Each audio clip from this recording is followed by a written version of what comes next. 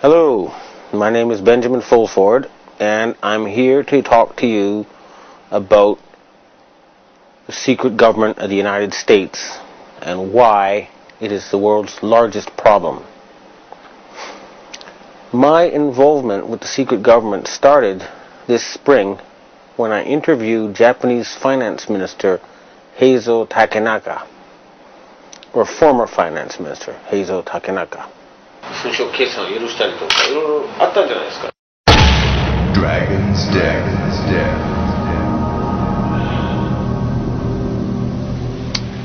I confronted him with evidence that he had sold out the Japanese financial system to a group of financial companies controlled by David Rockefeller and the Rothschilds. The very next day, I got an email from someone who said he was introduced by Mr. Takenaka and he wanted to meet somebody.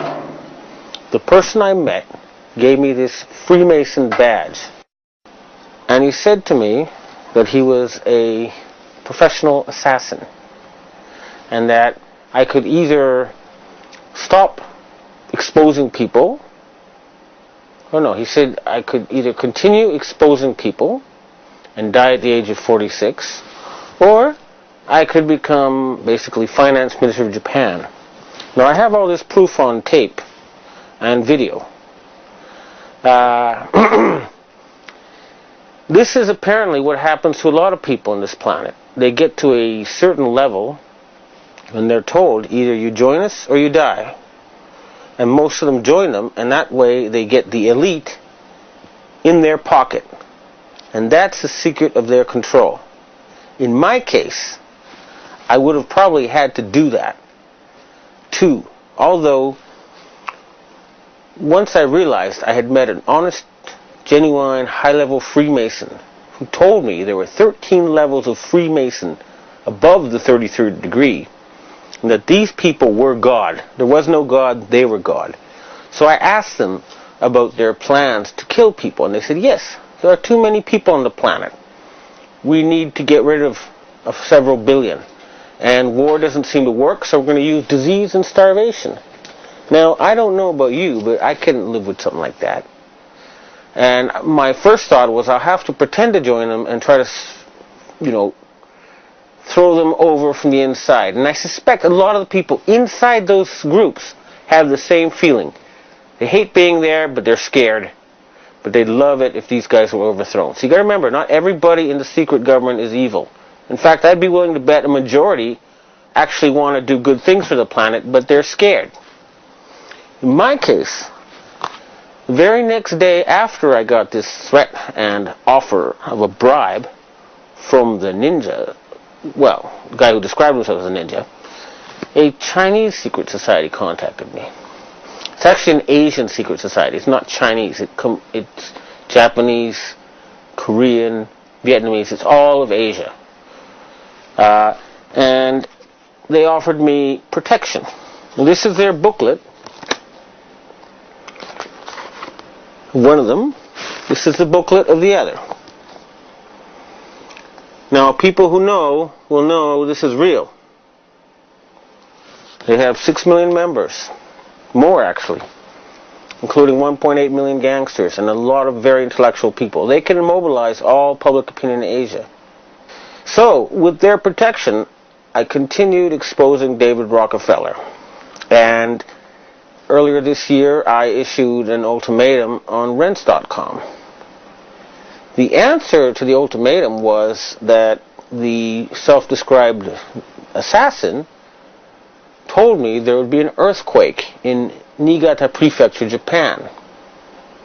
And 2 days later, there were, on 2 consecutive days, earthquakes right on top of Japan's largest nuclear power plant. And I'll try to present this to people in the future. There was video taken of a ball of plasma in the atmosphere above Niigata on that day.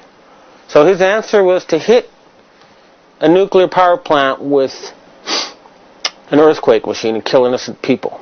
Now I say, why on earth would I not then retaliate? Well, that would be playing into his strong hand now, wouldn't it? He controls a lot of violence, a lot of instruments of death. The people who are behind him, these Sabbatean sect of Satanists, would love to trigger World War III. And I'm not going to give them that excuse. So instead, the Chinese societies and the Asian countries, you may have noticed, have started dumping dollars, big time. And they've stopped going to G8 meetings in Davos. And you'll also notice that their submarines, Chinese submarines, have popped up right behind U.S. aircraft carriers in the middle of military exercises. What that means is that every single U.S. aircraft carrier is a useless sitting duck. The entire U.S. Navy is useless, okay? That's a fact. Secondly, all their satellites are useless, okay? And that's just the beginning. The screws will get tighter and tighter. The United States economy depends on Asian money.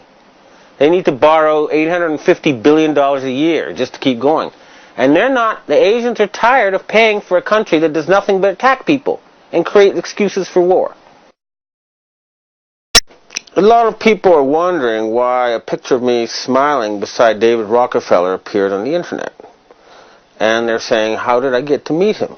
Well, he was here in Japan on what was supposed to be a top secret visit. However, if he's in Japan, he's on my turf. And it was pretty naive of him to think I wouldn't know he was here and I wouldn't know where he was.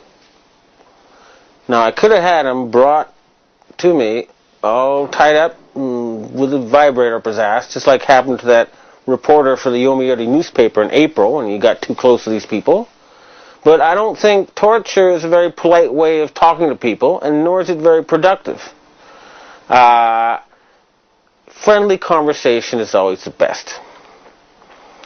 Now, the interview may be a little bit disappointing in the sense that a guy like that is not going to go and just tell you, oh yes, I'm head of the secret government and I sacrifice children and I'm planning, to turn everybody into sheep. It's just not going to happen. You have to look for subtle signals.